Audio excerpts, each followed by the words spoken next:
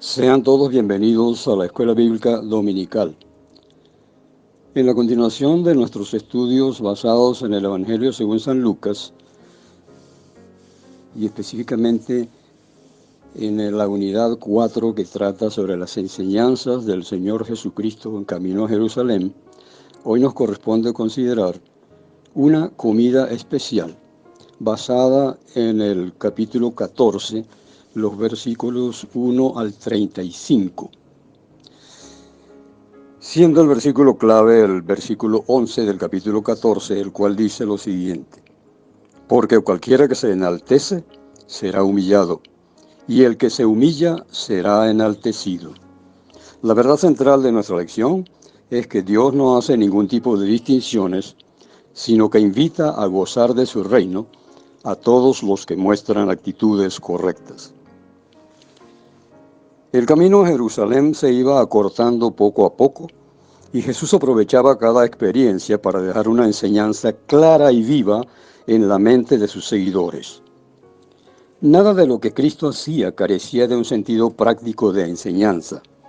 Así, cuando Jesús ocupaba el día de reposo para sanar, permitir que sus discípulos segaran y restregaran el trigo, o para sanar a un hombre poseído, no buscaba con ello violentar el estricto sentido legalista de los judíos de su tiempo, quebrantando la ley, sino enseñar que se debe cumplir el espíritu de la ley en vez de limitarse a la letra de la ley.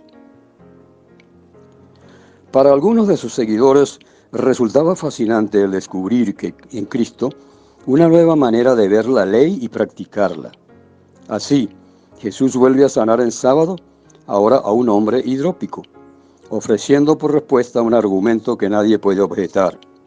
Si un buey o su hijo caen a un pozo, ¿le dejarían morir solo por respeto al día sábado? Los pozos abiertos eran muy comunes en Palestina, y los accidentes de niños o animales cayendo en ellos era algo familiar. Ellos entonces consideraban que les era perfectamente lícito rescatarlos. En concreto, Jesús compara la necesidad de un hombre enfermo con la necesidad de alguien que sucumbe en un pozo y que requiere ayuda y auxilio inmediato. Sus oyentes guardan silencio rindiéndose ante la evidencia y la claridad con la cual Cristo enseñaba una nueva manera de contemplar la ley. Para nosotros esta situación no tiene tanto impacto como para ellos, puesto que el sábado no tiene el mismo significado. Pero aún hoy hay quienes viven más apegados a la ley que a la gracia.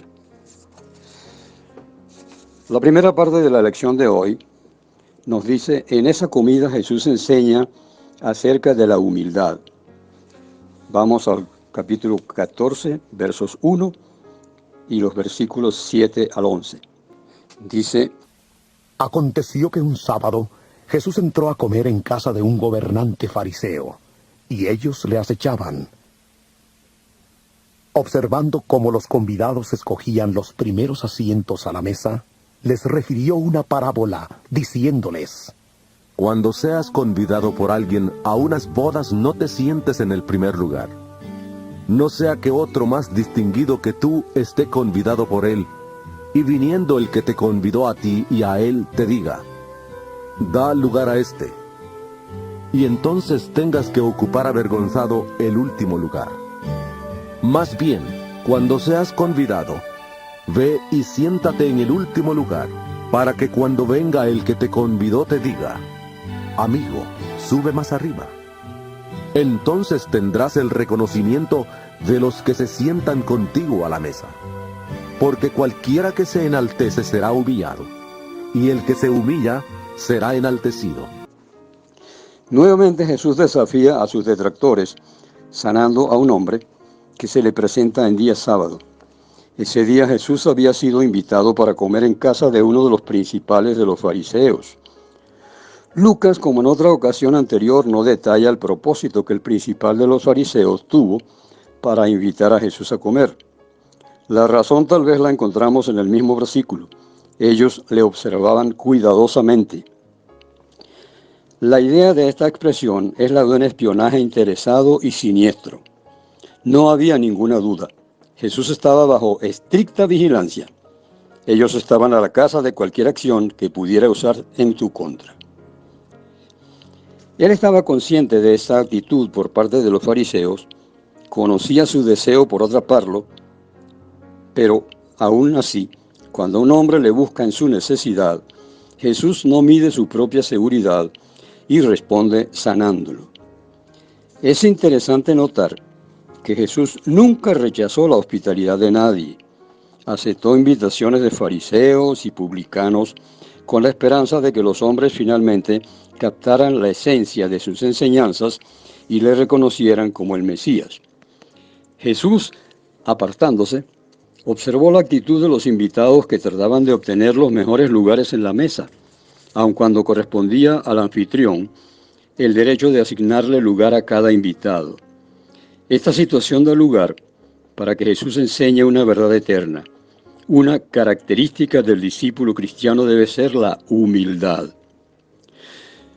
Muchas veces nuestra mayor motivación es la de ser reconocidos y elogiados. Jesús realza el riesgo de aquel que corre afanosamente en busca de los primeros lugares, tal vez empujando a los que se cruzan a su paso, haciéndoles objeto de su menosprecio. Tal acción puede verse salpicada con la vergüenza de que nos exijan que dejemos ese lugar para otra persona. Es interesante que en la Biblia el pecado del que más se nos advierte es el de la soberbia. Por el contrario, Jesús enseña cuál debe ser la actitud correcta de sus discípulos. Vivir una vida de humildad que siempre otorgue el primer lugar a sus semejantes. No se trata de una falsa pose de humildad en la que nos hacemos a un lado para esperar ser reconocidos posteriormente. Es más bien continuar con el ejemplo de Cristo. De manera paradójica, Cristo enseña una verdad básica en la vida del discípulo. Si solo buscamos alabanza de los hombres, esa será nuestra única y temporal recompensa. Si buscamos agradar a Dios en humildad y sinceridad, nuestra recompensa será en los cielos y eterna. Dice un autor de apellido Plummer que la humildad es el expediente para obtener ascensos en el reino de Dios.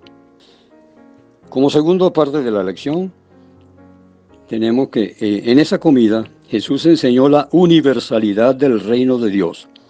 Versículos 15 al 24 del capítulo 14. Dicen lo siguiente. Oyendo esto, uno de los que estaban sentados con él a la mesa le dijo: Bienaventurado el que coma pan en el reino de Dios. Entonces Jesús le dijo: Un hombre hizo una gran cena y convidó a muchos. A la hora de la cena envió a su siervo a decir a los convidados: Venid, que ya todo está preparado. Pero todos a una comenzaron a excusarse. El primero dijo: He comprado una hacienda y necesito ir a verla. Te ruego que me excuses. Otro dijo: He comprado 5 yuntas de bueyes y voy a probarlos. Te ruego que me excuses. Y otro dijo: Acabo de casarme y por tanto no puedo ir. El siervo regresó e hizo saber estas cosas a su señor. Entonces, enojado el padre de familia dijo a su siervo: Ve pronto por las plazas y las calles de la ciudad, y trae acá a los pobres, a los mancos, a los cojos y a los ciegos. Dijo el siervo: Señor, se ha hecho como mandaste, y aún hay lugar. Dijo el Señor al siervo: Ve por los caminos y por los vallados, y fuérzalos a entrar para que se llene mi casa. Porque os digo que ninguno de aquellos hombres que fueron convidados gustará mi cena. Entre la enseñanza de la humildad y la gran cena a la cual Dios invita a la humanidad, hay otra enseñanza fundamental para los discípulos de Cristo, la de buscar servir a otros sin planear anticipadamente que recibirá una recompensa. Una actitud humilde conlleva en sí una acción desinteresada. Ante esa enseñanza, uno de los que estaban sentados a la mesa no puede menos que exclamar: Bienaventurado el que coma pan en el reino de Dios. Sin duda, este hombre pensaba en la imagen del banquete mesiánico, esa gran fiesta que Dios daría a sus elegidos, y era obvio que para los judíos no cabía la idea de que a esa fiesta llegaran otros que no fuera el mismo pueblo judío. Jesús entonces toma la ocasión para relatar la parábola de un hombre que invitó a varios a una gran cena y que ilustra más sobre el reino de Dios y la manera en que éste se ofrece a la humanidad. Los judíos tenían por costumbre, cuando un hombre hacía una fiesta, anunciar el día de la misma con gran anticipación, pero no se anunciaba la hora. Así que cuando todo estaba listo, el anfitrión enviaba a los siervos a que llamaran a los invitados. Sin embargo, en este banquete, en el cual el anfitrión era Dios mismo, sus invitados empiezan a disculparse uno a uno. El primero habla de una compra y su necesidad para ir a supervisarla, es decir, antepuso sus negocios al gozo de participar de la fiesta de Dios.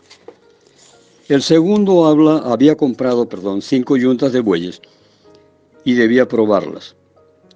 Algo nuevo recién adquirido le ató tanto que no pudo atender al llamado de Dios. El tercero usó como excusa su casamiento y la necesidad de atender a su esposa.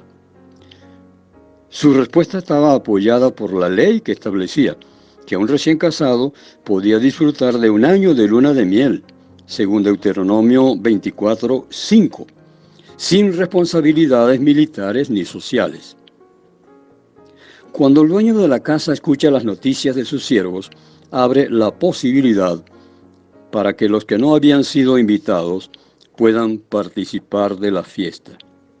Así, Jesús habla de una gracia que no conoce límites ni barreras y que invita al hombre de todas las naciones a gozar permanentemente de una fiesta en la cual quien preside el banquete es el mismo Dios. Como aplicaciones al estudio de hoy, podemos decir que seguir a Cristo tiene un costo. Al analizar honestamente el privilegio que tenemos de participar en el reino de Dios, es bueno considerar también el costo del discipulado. Este costo es el mismo que Lucas describe en los versículos 25 al 35, cuando dice: grandes multitudes iban con él, y volviéndose les dijo: si alguno viene a mí y no aborrece a su padre y madre y mujer e hijos y hermanos y hermanas y aún también su propia vida, no puede ser mi discípulo. Y el que no lleva su cruz y viene en pos de mí, no puede ser mi discípulo. Porque ¿quién de vosotros, queriendo edificar una torre, no se sienta primero y calcula los gastos a ver si tiene lo que necesita para acabarla? No sea que después que haya puesto el cimiento y no pueda acabarla, todos los que lo vean comiencen a hacer burla de él diciendo: este hombre comenzó a edificar y no pudo acabar. ¿O qué rey, al marchar a la guerra contra otro rey, no se sienta primero y considera si puede hacer frente con 10,000 al que viene contra él con 20,000? Y si no puede, cuando el otro está todavía lejos, le envía una embajada y le pide condiciones de paz. Así pues, cualquiera de vosotros que no renuncie a todo lo que posee, no puede ser mi discípulo. Y otra enseñanza es que Cristo debe ser el número 1. Jesús espera que le demos el primer lugar en nuestra vida. ¿Por qué este costo? ¿Por qué Dios exige algo así? Sencillamente porque la vida cristiana exige un compromiso en el que estemos dispuestos a recibir todos los privilegios, pero en donde también aceptemos todas las responsabilidades al consagrarnos a ese nuestro Señor. El Señor le bendiga.